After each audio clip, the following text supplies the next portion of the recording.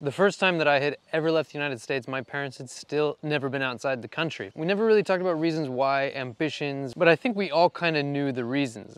It was because we were poor. Traveling, especially internationally, is kind of a rich person's thing. This thought process, this sentiment really isn't unique to me or my family. Somewhere between 50 and 60% of Americans don't own a passport, and as many as 11% have never even left their home state. 76% of Americans wish that they could travel more. Some of them even say they want to travel permanently. Far and away, the #1 reason that people cite for not being able to do that, for not being able to follow that passion, is money. In this video, I'm gonna walk you through a little bit of my path to self-discovery, my path to online business, and my path to traveling the world for as little as $600 a month. And if you stick around to the end, I'm gonna break down 3 methods that my wife and I developed and we actually use to travel the world entirely free. My traveling story starts in about 2012. I was 19 years old and I was really fed up with my progress in learning Spanish. I had been in school for like 10 years. So I knew that I needed to make a change, and I decided that I was gonna book one of those language immersion courses that's like, puts you like 8 weeks, 8 hours a day, only speaking Spanish. It's gonna set me straight, I know it. I booked what I thought was a reasonably priced hotel, but it turned out to be in a very shady part of town. I knew nothing about the neighborhoods in Mexico City. This was a time when I thought that Hostel was just a horror film I had never seen before. I thought that all-inclusive resorts were exclusively for rich people. Everything changed when I started chatting with an old colleague from my old job at a fast food restaurant. She said, "You have to stay at this place in Puerto Escondido, Oaxaca." I went. I hightailed it out, went to the bus station, bought the cheapest ticket I could find to Puerto Escondido, and I booked this place that she recommended. And when I got there, oh my, I walk in and there are like 10 beds on the floor. There's one weird shirtless guy just saying, "Buenos dias." It was like, what the hell have I gotten myself into? I'm sure that I looked visibly confused. I had unknowingly just booked my first hostel. If you're anything like I was and you don't know what a hostel is, essentially it's like a hotel, but instead of your own private room, everybody shares a room. There are usually like somewhere between 4 and 10 beds to a room, and everybody has their own bed, usually their own locker, but everything else is communal space. I recognize to an American who's never left the country, i.e. me at this time, that probably sounds kind of dangerous, but it's really not. I've never even heard of anybody being put in a dangerous position inside of a hostel. Except, of course, that dumb movie that I had never seen. I felt insecure, I felt unsure, I almost left. But that weird shirtless guy in the room, he turned out to be this really dope Australian bloke. And he and I, we hit it off immediately, and for the next couple of weeks, we were inseparable. It was nothing but sun, beach, friends, and mezcal for weeks. And I'll tell you the best part, I never spent a dime more than $20 in a day. The place I was staying had a shower, kitchen, Wi-Fi, everything that we needed for $7 a day. The mezcal, you could buy a bottle for like $5, and the food ranged from like $1 to $3 a meal. There are other people in the hostel who literally brought their own scuba gear, dove in the backyard of the hostel for lobster to cook for everybody in the communal kitchen. At the time, I sent my mom a message and I said, "This is the place where college kids go to retire. It's the definition of paradise for literally pennies." Pennies. I think my daily coffee bill in Oregon costed more than my entire life in Puerto Escondido, Oaxaca. And this moment sticks out in my mind. I remember going to this hole-in-the-wall taco place. I reached for the salsa and some guy across the table stopped me, like hit my hand and said, "For Mexicans only." It was obviously like a joke, you know, the spiciness of the salsa and the whiteness of your skin, the ratio doesn't really match up. What made this experience sort of enlightening is that I realized I was in a place that I'm not expected to be. Even in Puerto Escondido, I was surrounded by mostly Europeans. But when I was in that taco shop, surrounded exclusively by Mexicans. Part of my discovery here, you don't know what you don't know until you find out. And if you never give yourself the time, if you never give yourself the opportunity, you may never find out how cheap it is, what that experience is actually like. You may never find out what that country is like, what those people are like. You may never find out if your business can run, if it's actually viable. It might live in your head for years. I think that with traveling is analogous to business in a lot of ways. You should find yourself in places where you don't belong just for the sake of discovery. And sometimes finding out the answer to that question of whether or not your business can be profitable or whether you can actually build something, whether you can actually learn that language, is taking that first step. I would never have gotten there if I hadn't just taken that flight to Mexico City. I would never have gotten there if I hadn't just taken the recommendation of my coworker. I might still not know what a hostel is if I had never taken a bus to Puerto Escondido. And even now, I'm sure that there's a whole world out there in business and in travel that I have yet to discover. I'm speaking to an American audience today mostly because, first of all,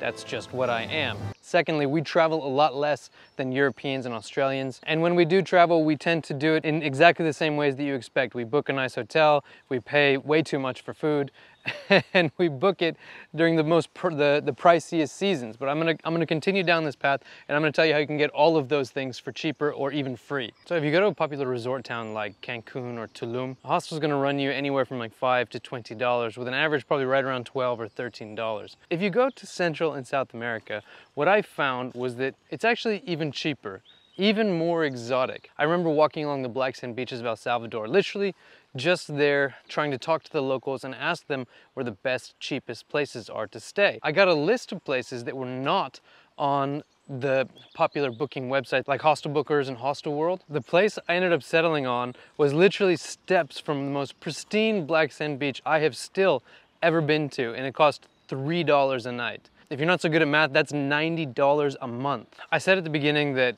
this costs as little as $600 because that's pretty much the least that I ever spent in any given month. But the truth is, you could live here in this beautiful beach town for right around $300 a month. Now, just for the sake of argument and for a little bit of buffer, let's call that $500.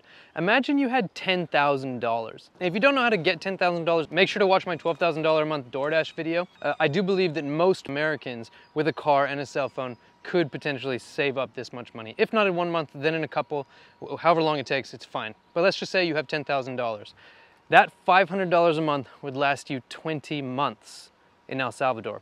What could you do with a laptop and $10,000? What could you do with a laptop and 20 months of freedom? What could you build with that amount of time? That's not a rhetorical question. You failed my test if you don't answer that in the comments right now. What could you build with a laptop and 20 months uninterrupted by bills and obligations? You can take buses and even cheap regional airlines that can transport you between cities, even between countries, for like single-digit dollars in Central and South America. It's incredibly cheap. You can get around, you can live anywhere you want, you can spend less than your rent costs where you are now, almost guaranteed, unless your rent's like really cheap. So with my uninterrupted time, I started a web design business. And I'm gonna be honest with you guys, web design is not that hard to learn. It's even simpler now than it was back then. That was almost 10 years ago now. You really don't need much. I had one client most of the time that I was traveling. You will probably find that prices are quite similar across Asia and Africa, but then we get to Europe.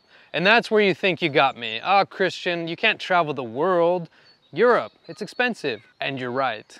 But you're not as right as you think you are. London is well known as one of the most expensive cities in the world. I can actually book one of the best hostels in the city, in central London, in a place where average rent prices is like $4,000 a month for £10 a night.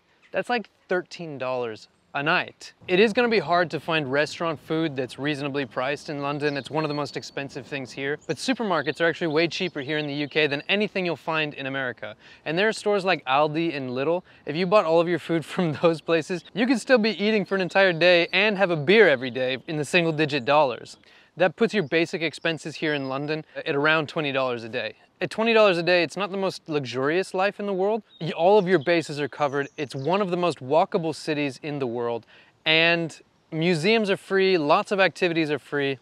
If you tacked on another $10 or $20 a day onto your budget, you could probably be doing pretty comfortable. So all in all, life here, even in London, one of the most expensive cities in the world, can be pretty comfortable at between $900 and $1,200 a month. It's also not as expensive as you think to get here.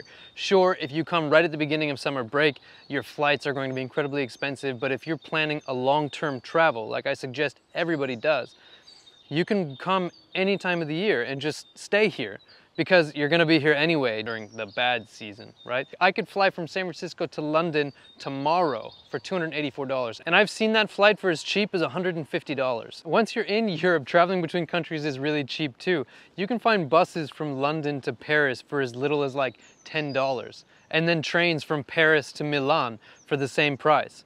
and then trains again from Milan to Rome, Rome to Madrid, Madrid to Barcelona, Barcelona to Lisbon, and then you take a flight to Morocco. It's all extremely cheap. So when I was traveling like Central and South America, I used to follow this guy called Nomadic Matt, and he published a guide how to travel the world for $50 a day. And I just remember thinking, it was just like, get the f out of here.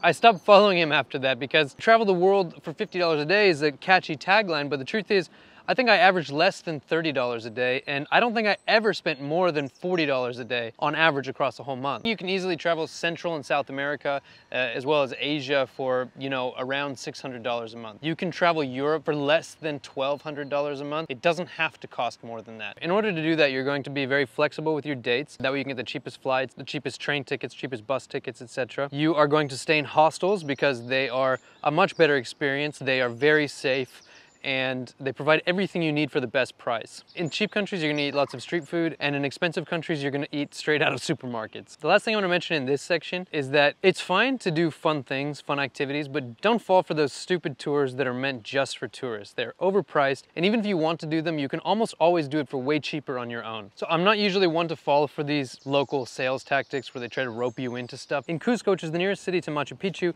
I really wanted to do Machu Picchu, but I also really wanted to do the mountain climbing trek up to that point. They sell these tours as if it's the only way you can do the trek, like tourists aren't allowed to just venture up the mountain. I almost fell for it. I almost dropped $600 to take this trek because I thought it was the only way that I could do the mountain climbing. But I got in touch with some local people and I asked them, you know, what are my options here? And they said, oh, well, you can just rent the equipment yourself and just go. And then I was like, what do you mean? I thought it was closed off to tourists. Like, no, it's not closed off to tourists. Now you do have to get to the trailhead. Say, well, how do I get to the trailhead? Oh, well, there's a local bus that takes you. It's like $1. It was like $1. This bus just takes you to the trailhead. The only people there were Peruvians. There were no Europeans, no Americans. It was just a very enlightening experience. The total cost to rent the equipment and the food for the trek was about $80. And the trek is 4 days long, so that's still well within my regular budget. You don't know what you don't know until you find out. And sometimes the only way to find out is to just go and start asking questions. That's as much true in travel as it is in business, as it is in life. So if you want to travel the world for between $600 and $1,200 a month, those are your strategies. Now, moving on into this next section, I'm going to discuss the ways that I have discovered to, I'm just going to say, get the major discounts and ultimately start traveling the world for free. I met my wife on the road in 2015 in Playa del Carmen, Mexico. We were staying together at this hostel called Hostel Che, and my wife was working at the hostel. Now, what you'll find when you go and stay at these hostels, you're going to see that there are a lot of people, sometimes Europeans, sometimes Australians, sometimes Argentinians and the like, but usually not locals, who are working at the hostel, and they don't make money, they just live there. And that is what my wife was doing when I met her. She was working at the hostel, she had saved up about 10,000 pounds, and she had a goal to make it for 3 years on that 10,000 pounds. She was well on track to make it like 6 years when I met her. She would work at the hostel for 3 or 4 hours a day, and that would cover her living expenses as well as breakfast. She also got free alcohol because she worked at the bar, but that's another story. She had been to Canada, she had been to several parts of Brazil, she flew all the way to Mexico and flew between different parts of Mexico. So in her spare time, my wife was working on a clothing business called Quasi Brazil. I'll be honest and say that business never worked out, but what did happen is it was this first step towards entrepreneurship. At this point in time, my wife took this leap. She went to Brazil. She was trying to create this brand around the culture. 9 times out of 10, that business doesn't work out. And Quasi Brazil didn't work out. But the truth is, if she had never taken that leap to go to Brazil to find her brand, that idea, that business may have lived in her head for the rest of her life. Travel, business, life itself even, is just a journey of self-discovery. And everything you don't do lives as an unknown in your head, maybe for the rest of your life. I was obviously a little bit more on the adventurous side of things, but at the same time, I was a little bit more reserved in what I was willing to do. When she was looking for a place to work and live, she literally just walked around to hostels and, I want to talk to the manager, can I please live here? As easy as those words sound coming out of my mouth, that's incredibly bold. There are 3 methods that we have actually used to travel for free, and I've separated them into chapters below. But this chapter actually has kind of sub-chapters because you don't have to walk around to the different hostels and propose to work for them. You can actually sign up for something called Workaway, which is actually how my wife ended up in Playa del Carmen in the first place. Workaway is essentially what I've already described. There are people who have places to stay and they want you to come work for them. So you sign up and you get in touch with them, you discuss what kind of work will be done, and then you go. I'm not going to give this its own chapter, but my wife and I have also traveled via Couchsurfing. Couchsurfing.com is this website where essentially if you're going to a city, you can get in touch with local people who have opened up their couch or, you know, beds. They gave us beds. But what the people who are living there are interested in is kind of connecting with foreigners especially. And so it sounds a little bit sketch, but it's really not. It's actually quite interesting. Very enlightening experience to hear the motivations of somebody from Chicago or somebody from New Orleans, you know, wanting to host people from Oregon and Sweden. So the second method is actually the way that we've traveled the world the most. We've pretty much done it everywhere: South America, Central America, Europe, Asia. Everybody has something that they want to trade for a free place to stay. The truth is that if you go to a hotel, you go to a hostel, putting somebody in a room that would otherwise be empty is not that expensive for them. But asking for that room is still quite difficult. So like I said earlier in the video, my wife is extremely bold. She always has been, and she definitely proved it when she was walking around to hostels asking to work for them, because I don't know if I would do that. But nonetheless, she convinced me to go around and propose that we trade my skill for a free place to stay. My skill, of course, being web design at the time. She didn't speak Spanish, that's why I had to do it. So I was walking around from hotel to hostel, proposing in my second language an exchange, a website in exchange for a place to stay for a month. I've never been like a salesperson, a door-to-door or otherwise, and so I don't really take rejection that well. I got like 30 no's, but that one yes was all we needed. It was definitely a brand new experience in every imaginable way. Even at that time, I already had virtual assistants working for me, so a virtual assistant built the whole website, and it cost me like maybe $50 for essentially like $600 worth of stay. And this method actually worked for a lot of things, not just for hotel. We ended up getting scuba certified for free. We got restaurants for free. Did the exact same thing in Portugal. We did the same thing in Paris. And then we got married. And we actually did exactly the same thing with our photographer. I traded our wedding photographer for a website, and I traded an engagement shoot for a website. Essentially, I created like this brand new economy where I'm just like trading everything of value for a website. As time went on, we got more sophisticated, and at the time I was reaching out to the customers. I was even going door to door asking them if we could make a trade. But over time I started having my virtual assistants call businesses, having them write out emails, having them gather up potential people who wanted to trade, create hot leads in the same way that any business would do it. And it became something of like this enterprise, and we used it to travel all throughout Southern Europe. We used it to travel through Asia. We used it to travel all over Mexico. We lived like 4 months in the Mayan Riviera, Cancun, Tulum, Playa del Carmen, for like 4 months without paying a dime in living expenses. And eventually what I realized is that building the websites is, you know, as easy as it is, there's lots of things I can offer. And I eventually started offering videography, and I think that this is the key. This is where I really turned the corner, because a website only has value for the business. Video that I'm taking has value for me too, because not only was I trading video for free places to stay all over the world, but I also would edit and upload that video to stock videography websites. So if you go to one of the stock websites like Pond5, for example, you'll see that I have like 15,000 assets for sale. The majority of them came from hotels, like the food that they were giving us. So I'm living for free, I'm trading something of value to them, and I'm reselling that thing of value. And of course I had virtual assistants editing the videos, I had virtual assistants keywording the videos and putting them up on the sites to begin with. So everything's this streamlined process, and over time it became my main source of income. So here's me, somebody who is not an influencer, doesn't have a serious following on any social media platform, making a living traveling the world, getting paid to travel. The truth is, you don't need to be a professional videographer to do this. You don't need to be a web designer to do this. You can do literally anything.